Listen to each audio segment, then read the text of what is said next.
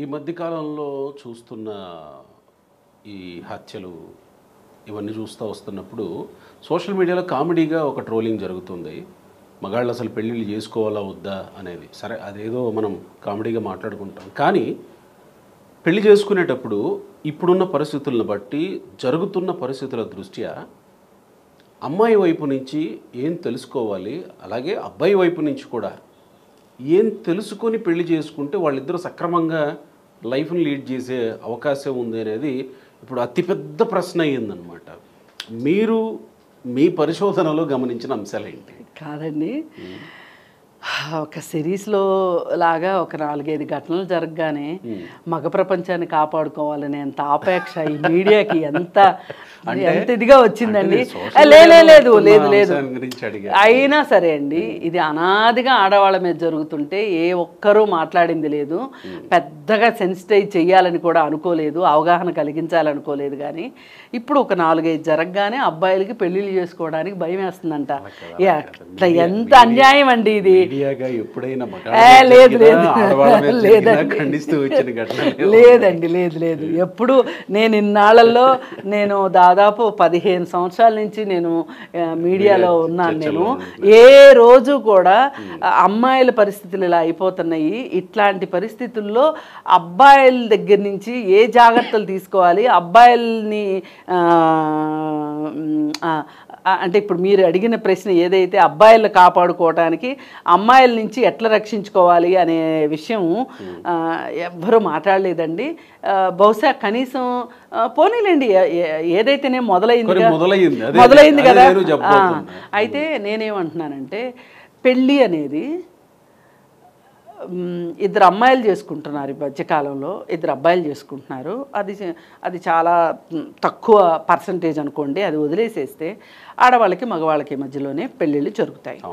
అయితే ఈ ఆడవాళ్ళకి మగవాళ్ళకి మధ్యలో పెళ్ళిళ్ళు జరిగేటప్పుడు ఆడవాళ్ళ గురించి మగవాళ్ళకి, మగవాళ్ళ గురించి ఆడవాళ్ళకి తెలియాల్సిన అవసరం ఖచ్చితంగా ఉంది. మన చట్టంలో ఏం చెప్తుంది అంటే, విడాకులకి ఇది బాగా గమనించాలి. ఆడవాళ్ళైనా మగవాళ్ళైనా సరే ఒక 4 విషయాల్లో దాచిపెట్టి ఈ పెళ్ళి జరిగింది అని గనక నిరూపించగలిగితే ఆ పెళ్ళి రద్దయిపోతుంది. ఆ 4 విషయాలు ఏంటి అంటే, చదువుకు సంబంధించినవి, చదవకపోయినా చదివామని చెప్పటం, లేని డిగ్రీలు ఉన్నాయని చెప్పటం, లేని ఆస్తులు ఉన్నాయని చెప్పటం, అలాగే ఉన్న రోగాల్ని దాచిపెట్టి పెళ్ళి చేయడం, అలాగే ఇన్సానిటీ అంటారు. అంటే మానసికంగా సరి అయిన ఎదుగుదల లేకపోయినా, తీవ్రమైన మానసిక జబ్బులు ఉన్నా కానీ వాటిని దాచిపెట్టి పెళ్లి చేస్తే గనక ఈ 4 కారణాల్లో ఏ ఒక్క కారణం చూపించగలిగినా సరే, అంటే బ్రీచ్ ఆఫ్ ట్రస్ట్, ఒక నమ్మకాన్ని మీరు ఒమ్ము చేశారు అనే ఒక కారణంతో విడాకులు తీసుకోవచ్చు. ఇది చట్టంలో ఉంది. అయితే అసలైన విషయం లేనట్టుంది ఇప్పుడు జరుగుతున్న. చెప్తా, అక్కడికే వస్తా. అయితే ఈ విషయాలు ఇవాళ చర్చకు వచ్చినప్పుడు ఈ 4 విషయాల్లో అబద్ధాలు చెప్పి ఆడవాళ్ళైనా మగవాళ్ళైనా పెళ్లి చేసుకుంటున్నారు. ఏది ఆడి పెళ్లి చేయాలి సామెత ఉంది కదా. ఆ సామెత అసలు ఇప్పుడు ఆ సామెత ఎవరన్నా చెప్తే వాళ్ళని 2 పీకాల్సిన పరిస్థితిలో ఇవాళ సమాజం ఉంది. అయితే అది కాకుండా ఇప్పుడు ఇంతకు ముందు ఇలాంటి విషయాలు దాచి మగవాళ్ళు పెళ్లి చేసుకున్నారనుకోండి, ఈ ఆడవాళ్ళకి రెండో పెళ్ళి అవ్వడం కష్టము అనే ఉద్దేశంతో ఈ 4 విషయాలు, ఈ బండారాలు బయటపడినప్పటికీ కూడా ఏవో ఈ దీర్ఘకాలిక వ్యాధులు, మానసికమైన పరిస్థితి, ఈ 2 విషయాలు తప్పితే పై 2 విషయాలకి గ్రేస్ మార్క్ ఇచ్చేసేవాళ్ళు కుటుంబాల్లో. చదువు అబద్ధం చెప్పాడా, సరే బతికించుకునే తెలివితేటలు ఉన్నాయి కదా, పర్వాలేదు. ఆస్తి లేదా, ఏమవుతుంది, మరి ఈసారి వచ్చేవాడైనా ఇంతకంటే మంచివాడు వస్తాడని గ్యారంటీ ఏంటి అని ఆడవాళ్ళ వైపు నుంచి సర్దుకుపోయేవాళ్ళు.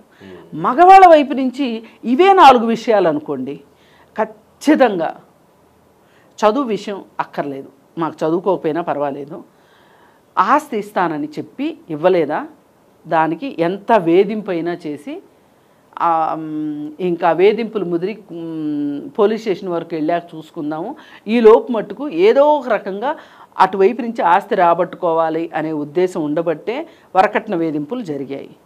ఇంకా మానసిక జబ్బులు అంటారా, ఉన్నది అని తెలిస్తే సర్దుకుపోవటం ఉండేది కాదు. అలాగే మహిళలకి దీర్ఘకాలిక జబ్బులు అంటే ఒకే ఒక్క విషయం, పిల్లలు పుట్టకపోవటం అనే ఒక విషయం దగ్గర చట్టం ఒప్పుకునేది కాదు. కానీ ఆమె నయానో భయానో ఒప్పించి ఈ భర్త ఇంకొక ఆమె ఎవరితోనైనా బిడ్డను కానీ తీసుకొచ్చి సినిమాలో చూపించినట్టు ఇంట్లో ఇవ్వడమా, లేకపోతే ఒక బిడ్డను తీసుకొచ్చి పెంచుకోవడమా, లేకపోతే అనధికారికంగా ఇంకొక కుటుంబాన్ని మెయింటైన్ చేసుకునే అవకాశం సొసైటీ ఇచ్చింది. కాబట్టి ఇలా పెళ్ళిళ్ళు నడిచిపోతూ ఉండేవి. ఇప్పుడు కొత్తగా వచ్చిన ఇబ్బంది ఏంటి అంటే, అసలు అమ్మాయిలు ఇప్పుడు ఈ చట్టంలో ఇప్పుడు ఈ 4 విషయాలు చెప్పిన విషయాల్లో లేవు. ఇప్పుడు కొత్తగా వస్తున్న సమస్యలు లేవు. కొత్తగా వస్తున్న సమస్యలు లేవు. ఏంటి? కంపాటబిలిటీ, నన్ను గౌరవించకపోవటం, నాకు సమాన హోదా ఇవ్వకపోవటం, లేదు ప్రేమించట్లేదు, నాకు టైం ఇవ్వట్లేదు. ఇవే కదా ఆడవాళ్ళు చెప్తున్న కంప్లైంట్లు మగవాళ్ళ మీద. ఈ టైం ఇవ్వకపోవటాలు, నన్ను పట్టించుకోవట్లేదు అనటాలు, ఇవన్నీ చట్టంలో లేవు. వీళ్ళు వెళ్ళి కోర్టుకి వెళ్ళలేరు కాబట్టి వీళ్ళ పరిధిలో వీళ్ళు పరిష్కారం చేసుకోవాలనుకుంటున్నారు. ఆ పరిష్కారం ఏంటయ్యా అంటే సింపుల్గా వివాహేతర సంబంధాలు. ఈ వివాహేతర సంబంధాలు వచ్చి చేరిన తర్వాత మరి వివాహేతర సంబంధాలుగా అట్లా ఉండొచ్చు కదా, చంపుకోవడం ఎందుకు అనే ప్రశ్న వస్తుంది. ఇక్కడ ఏం జరుగుతుందంటే అండి, మగవాళ్ళ మనస్తత్వానికి ఆడవాళ్ళ మనస్తత్వానికి వ్యత్యాసం ఉంది. అదేంటి అంటే, ఒక స్త్రీ పురుషుడికి చాలామంది మహిళలతో సంబంధాలు ఉన్నాయి అని తెలిసినా నా స్థానం నాకుంది కదా సమాజంలో అని సరిపెట్టుకుని అప్పుడప్పుడు ఏడ్చి గీపెట్టినా సరే పిల్లల కోసము, ఆస్తి కోసము, కుటుంబం పరువు కోసము మాట్లాడకుండా ఊరుకునేది. నా స్థానం నాకు ఉంది కదా సమాజంలో అని ఊరుకునేది. కానీ ఈ వివాహేతర సంబంధాలు ఎక్కువైన తర్వాత ఒక స్త్రీకి గనక వివాహేతర సంబంధం ఉంటే గనక, అంటే ఇక్కడ ఏంటి, ఏకకాలంలో 2 కుటుంబాలు నడపగలిగిన పరిస్థితి సమాజం కావచ్చు, భార్య కావచ్చు, భర్తకి ఇచ్చింది, పురుషుడికి ఇచ్చింది, సమాజం ఇచ్చింది. నేను ఏకపక్షంగా చెప్పట్లేదు, ఇది వాస్తవం. అయితే ఇదే పరిస్థితి స్త్రీకి లేదు. ఏకకాలంలో 2 కుటుంబాలు నడపలేదు. ఒక 8 గంటలు ఇక్కడ, ఒక 8 గంటలు అక్కడ, ఒక 8 గంటల ఆఫీస్లోనూ ఒక స్త్రీ ఒక 2 కుటుంబాలు నడపగలదా? ఏకకాలంలో నడపలేదు. సమాజం ఒప్పుకోదు. పైగా ఇంకొకటి, అవతల ఉన్న మనిషి నువ్వు నాకే సొంతం, నువ్వు నాకే ఉండాలి అన్న పరిస్థితి వచ్చినప్పుడు ఈమె చాయిస్ తీసుకోవాలి అంటే ఇతను కంటే అతనిలో ఏదైనా ఒక డేంజర్ లక్షణం చూస్తే తప్పితే ఈ భర్త యొక్క సంగతి అర్థం కాదు ఈమెకి. అబ్బా పర్వాలేదు, నా మొగుడే బెటరు అని అతన్ని అవాయిడ్ చేసి పక్కన పెట్టేస్తాయి. కానీ ఆమెకి అతనే కావాలి అనిపించింది అనుకోండి, కావాలనిపించినప్పుడు అతను ఏం డిమాండ్ పెడతాడు, నీకు అతను కావాలో నేను కావాలో తేల్చుకో. ఇదే డిమాండ్ భార్య కూడా పెడుతుంది. పెట్టినా భర్త దగ్గర పప్పులు ఉడకవు.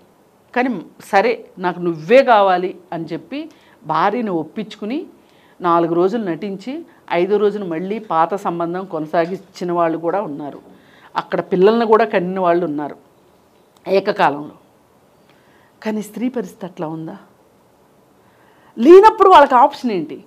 నేను ఇదంతా కరెక్ట్ అని చెప్పట్లేదు, నేను ఉన్న వాస్తవ పరిస్థితి ఎందుకు జరుగుతుంది అనే దానికి నేను చెప్తున్నా. అప్పుడు వీళ్ళకి ఆప్షన్ ఏంటి?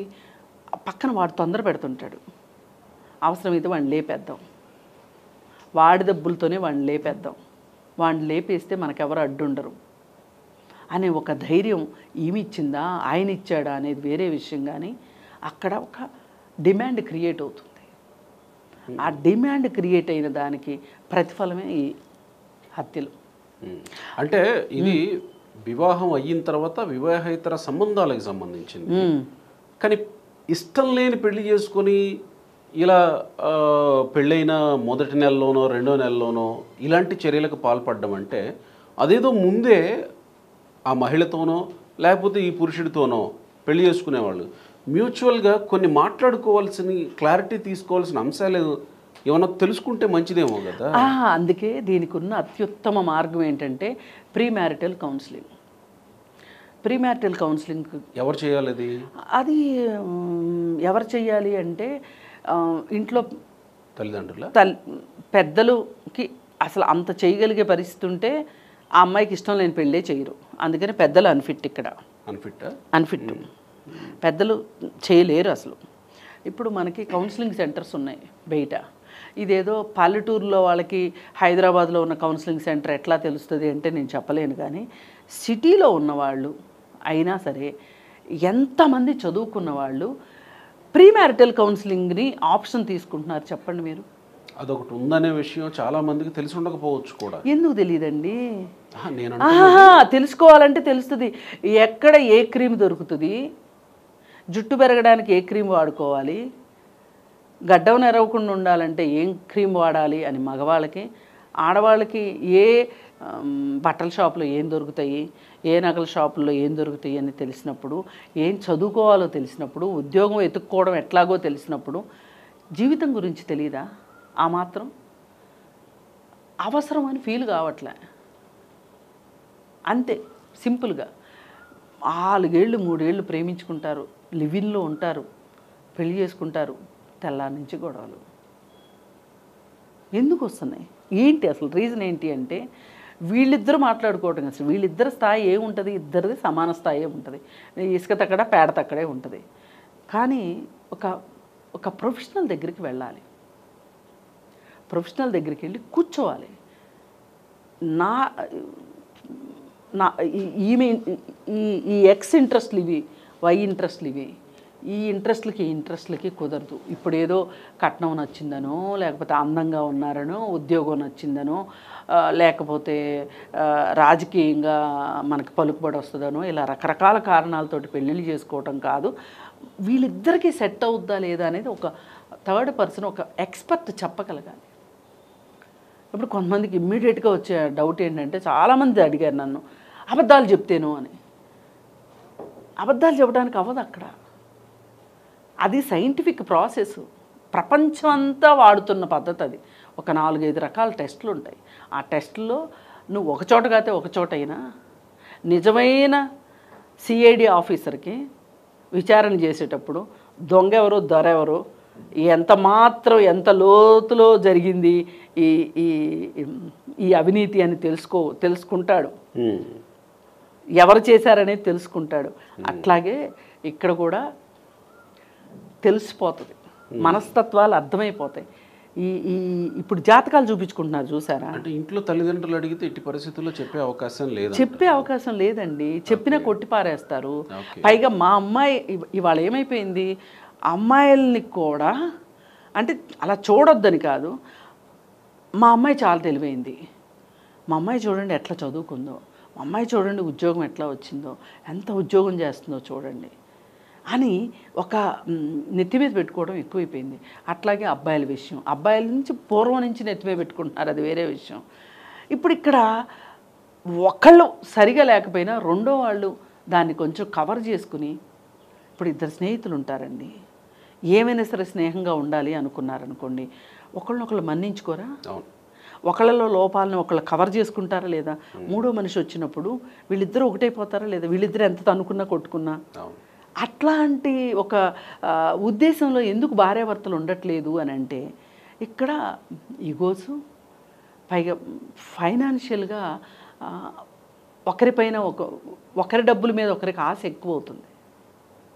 ఇదివరకు పాత రోజుల్లో టీచర్ ఉద్యోగం చేసినా, బ్యాంక్ ఉద్యోగం చేసినా, ఏ ఉద్యోగం చేసినా భార్య తీసుకొచ్చి చక్కగా భర్త చేతిలో పెట్టేది. ఇవాళ మా డబ్బులు మేము మేనేజ్ చేసుకుంటాం అంటున్నారు. అక్కడ ఈగో క్లాషెస్ వచ్చేస్తున్నాయి భర్తకి. అలా కాకుండా మన ఇద్దరిది ఒక చోట తెచ్చి పెడదాము అనే ఆలోచన చెయ్యట్లా. భర్త. అంటే ఒక డెమోక్రటిక్గా రిలేషన్షిప్ ఉండాలి అని అనుకోవట్లా. అంటే మీరన్న కౌన్సిలింగ్ సెంటర్స్కి వెళ్ళి అంటే ఇద్దరు అబ్బాయి అమ్మాయి వెళ్ళి ప్రీ మ్యారిటల్ కౌన్సిలింగ్ ఆ ప్రీ మ్యారిటల్ కౌన్సిలింగ్కి ఒక సిస్టమ్ ఉంటుంది. ప్రీ మ్యారిటల్ కౌన్సిలింగ్కి ఇష్టపడతారా, తల్లిదండ్రులు ఇష్టపడతారా లేకపోతే వీళ్ళు ఇష్టపడతారా అనేది పెద్ద ప్రశ్న. ఇప్పుడు నాకు తెలియకపోవటం ఏంటి, నేను తెలుసుకోలేను, అటేడు తరాలు ఇటేడు తరాలైనా నేను తెలుసుకొని వస్తా కావాలంటే. అయితే దానికి మరి మనం ప్రీ వెడ్డింగ్ షూట్స్ చేసుకునేంత కల్చర్ మనకు పెరిగిపోయిన తర్వాత మరి ఆల్రెడీ మానసిక నిపుణులు కావచ్చు లేకపోతే ఈ ఫ్యామిలీ కౌన్సిలింగ్ చేసేవాళ్ళు కావచ్చు చెప్తున్న సూచన ఏంటంటే మీరు ఒకరికొకరు తెలియాలి అని అంటే ప్రీ మ్యారిటల్ కౌన్సిలింగ్ అవసరం అంటున్నారు. కాబట్టి ప్రీ మ్యారిటల్ కౌన్సిలింగ్ తీసుకుంటే సింపుల్గా మీకు ఒక అవగాహన తెలుస్తుంది. అంటే వాళ్ళు ఈ ఇంట్రెస్ట్లో ఉన్నారు, వాళ్ళ డిమాండ్ ఎలా ఉంది, అలాంటప్పుడు అసలు ఆ డిమాండ్కి నేను అక్కడ మ్యాచ్ అవ్వగలనా లేదా అని ఒకరికొకరు ఎవరి డిమాండ్ అయినా సరే అనేది ఒక క్లారిటీ వస్తుంది అనేది నా ఉద్దేశం అండి. అంటే జాతకాలు చూస్తున్నట్టుగా ప్రీ మ్యారిటల్ కౌన్సిలింగ్ కూడా వెళితే మంచిది. జాతకాలు చూడొద్దని మనం అనట్లేదు, జాతకాలు చూస్తే చూసుకోండి, కానీ దాంతోపాటు ఇది కూడా చూసుకోండి. ఇంకొకటి ఏంటి అంటే మెయిన్ ఎక్కడ వస్తుందంటే అబద్ధాలు చెప్పి ఫైనాన్షియల్ మ్యాటర్స్లో అబద్ధాలు చెప్పి అన్నప్పుడు శాలరీసు అబద్ధాలు చెప్తున్నారు. ఈ శాలరీస్ అబద్ధాలు చెప్పటం వల్ల ప్రాబ్లమ్స్ వస్తున్నాయి.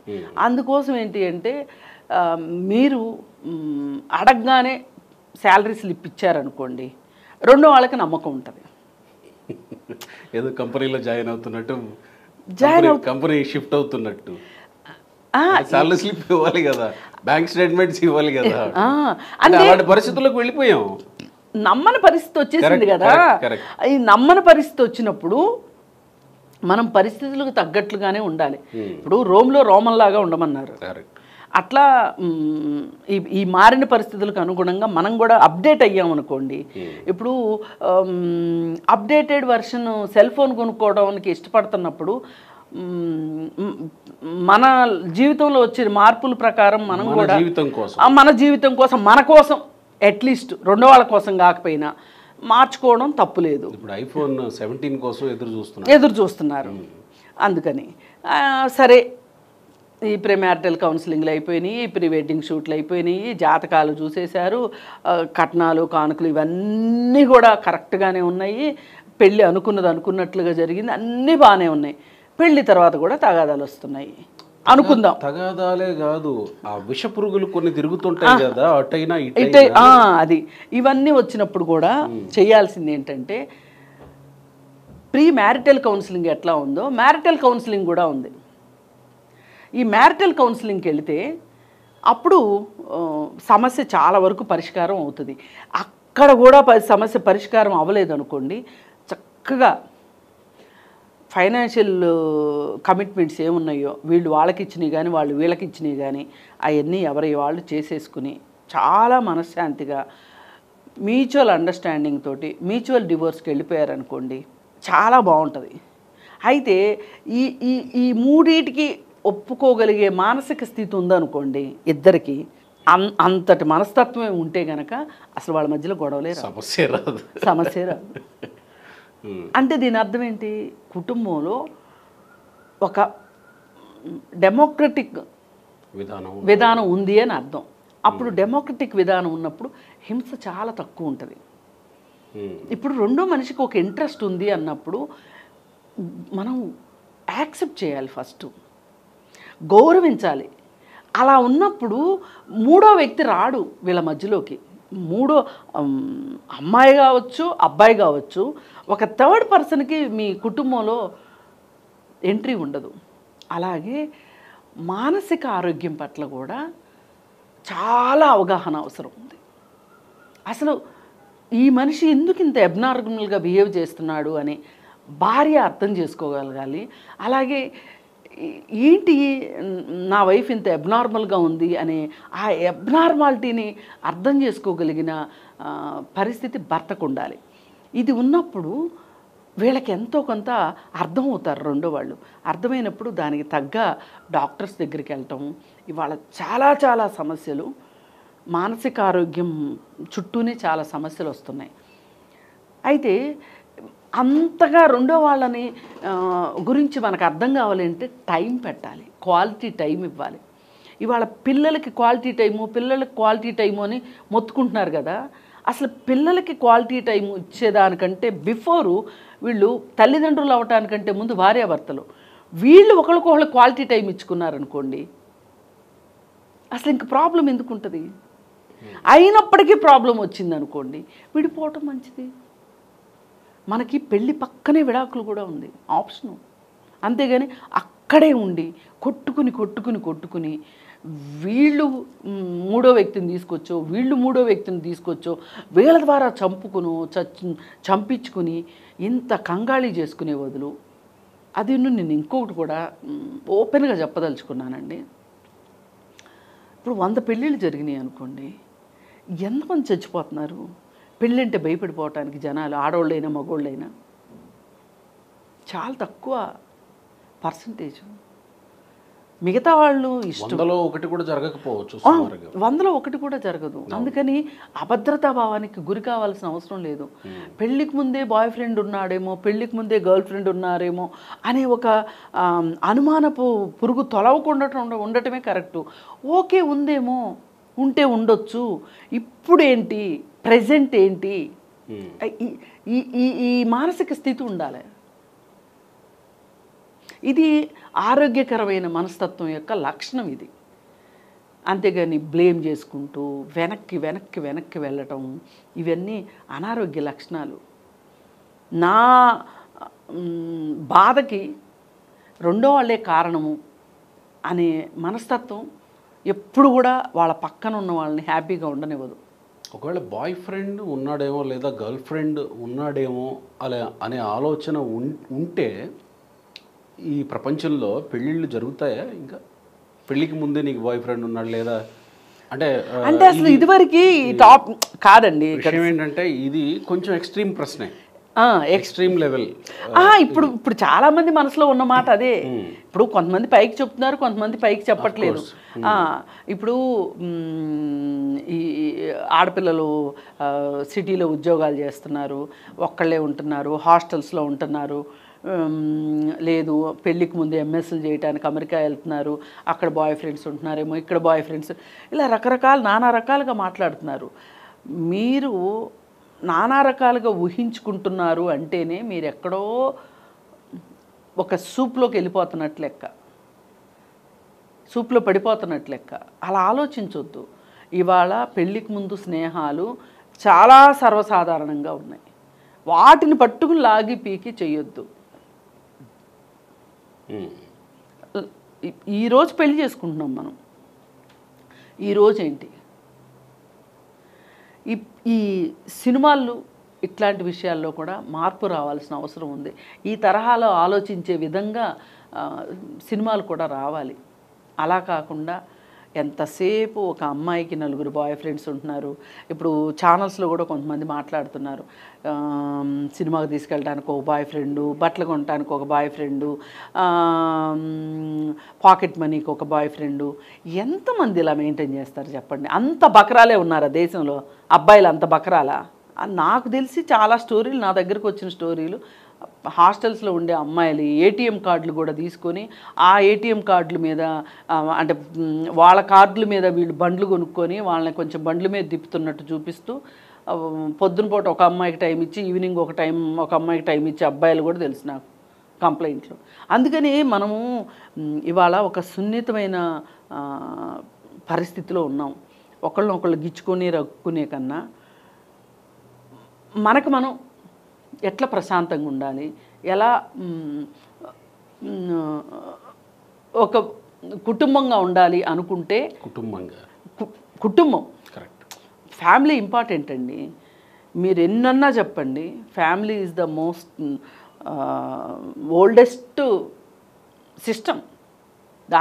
దానికి మనం ఈ రోజుకి అది సర్వైవ్ అవుతుంది కదా. Oldest and finest system, durable అవును, సిస్టమ్, అవసరమైన సిస్టమ్ అది. అందుకని దీన్ని కాపాడుకోవాలి అంటే ఇదివరకు అంతా ఏమనేవాళ్ళు, భార్య ఓర్చుకోవాలి అని భారం అంతా భార్య మీద వేసేవాళ్ళు. కాదు, ఇద్దరికీ ఉండాలి, అది భార్యాభర్త ఇద్దరికీ ఉండాలి. ఇప్పుడు ఇద్దరూ సంపాదించే పరిస్థితిలోకి వస్తున్నారు.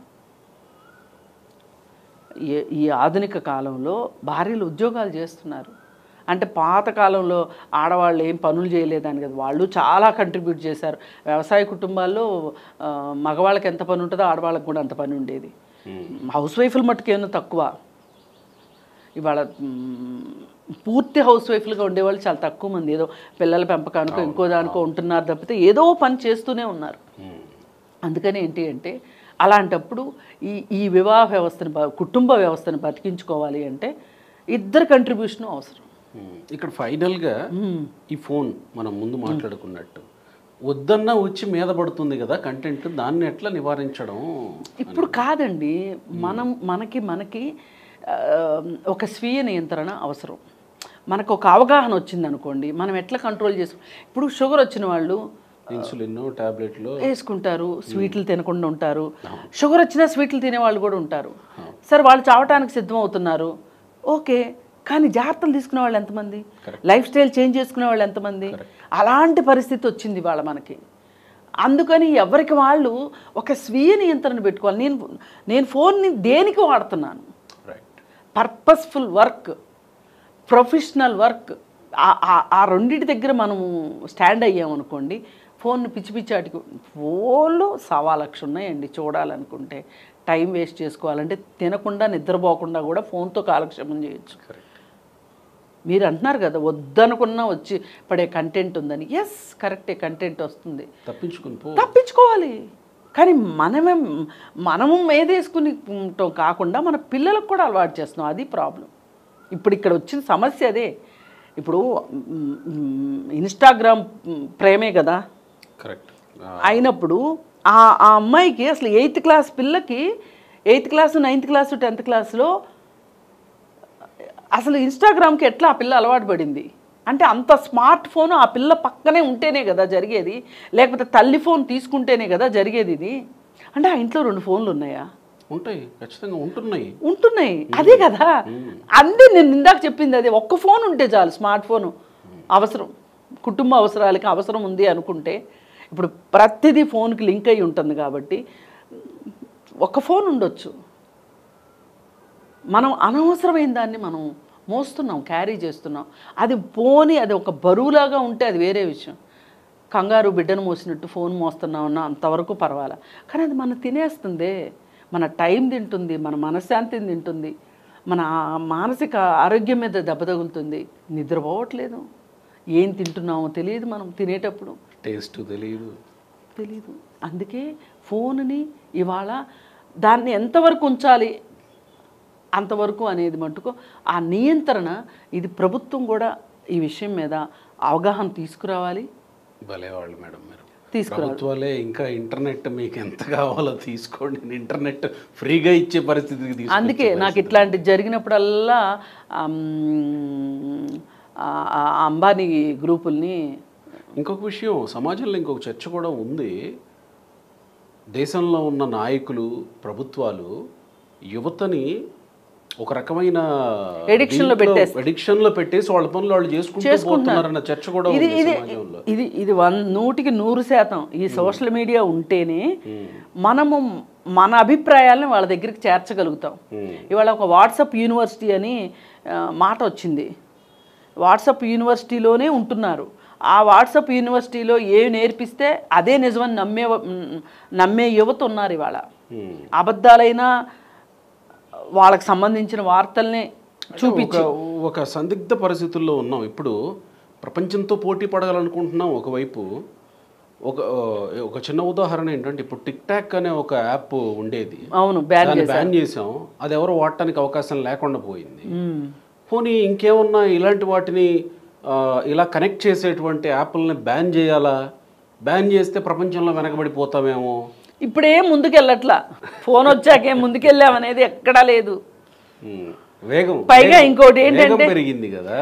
ఏం వేగం పెరిగింది, ఇప్పుడు వాట్సాప్ గవర్నెన్స్ కూడా వచ్చేసింది ఆంధ్రప్రదేశ్లో. మీకు నమస్తే అండి, అవి లేకుండా కూడా చేయొచ్చండి. సరే, అది గవర్నమెంట్ పాలసీస్, అది వేరే విషయం. నేనేమంటున్నానంటే వేగం పెరిగింది, సమయం తగ్గింది, దూరం తగ్గింది, ఇవన్నీ ఉన్నాయి కదా. వీటిని సౌకర్యాలుగా భావిస్తున్న ప్రజలు వదులుకోవడానికి సిద్ధపడరు కదా. కానీ సిద్ధపడితే మంచిది అనేది మీరు. మనము ఇప్పుడు క్రైమ్ మొత్తానికి మూల బిందువు అవుతుంది కదా. అలాంటప్పుడు మనం క్రైమ్ని ఎందుకు మనం ఆహ్వానించాలి మన జీవితాల్లోకి అనేది ప్రశ్న. అందుకని ఇప్పుడు నిజంగా పర్పస్ఫుల్ యూటిలిటీ ఉందనుకోండి, వద్దని ఎవరంటారు చెప్పండి? కరెక్ట్, ఎవరు అనరు కదా. కరెక్ట్. అది మనము ఇప్పుడు చాకు ఉందండి, కూరగాయలు కోస్తాము, మెడలు కోస్తాము. దేనికి కోస్తామనేది ఆ వివేకం ఉండాలా. అది ఉన్నప్పుడు పర్వాలేదు.